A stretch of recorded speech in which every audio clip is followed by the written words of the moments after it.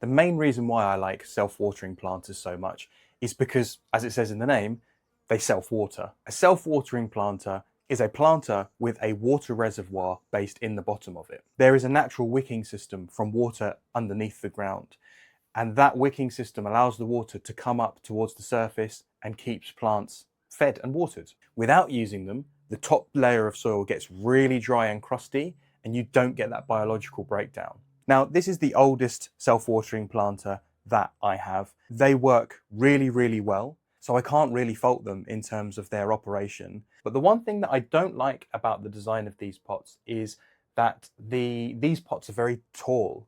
I much prefer the pots being shorter and wider rather than narrower and taller. One little adaptation that I have made to this is using another mulch cap. This has been an experiment that I've been doing this year. Obviously, it's very obvious and simple in practice, but I've never done it before, so I thought I'd give it a try, and yeah, it does really work. I bought these on Amazon a few years ago, and they're actually really reasonably priced at the time. I think they're about £35, which when you think about it, okay, it's a bit more expensive than a normal planter, but actually they work really, really well.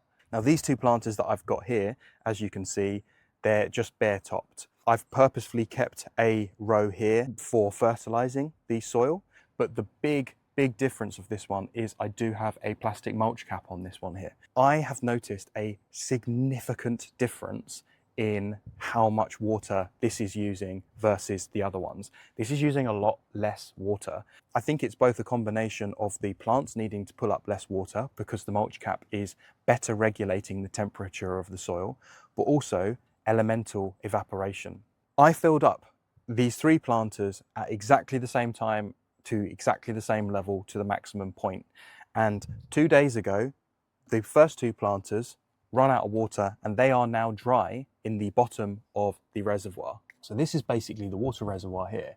And as I said, there was about an inch. So it's done an extremely good job at reducing the evaporation. All of the self-watering planters that I had found had fairly small water reservoirs in comparison to the capacity of the water that the planters held themselves. And the important thing about that overflow hole, not only is it for the overflow, but it creates an air gap between the top of the water and where the roots can grow through in the top of the planter. And what that does is actually air prune the roots. So I have a total of 6 wicking ropes going through the planter from the top to the bottom.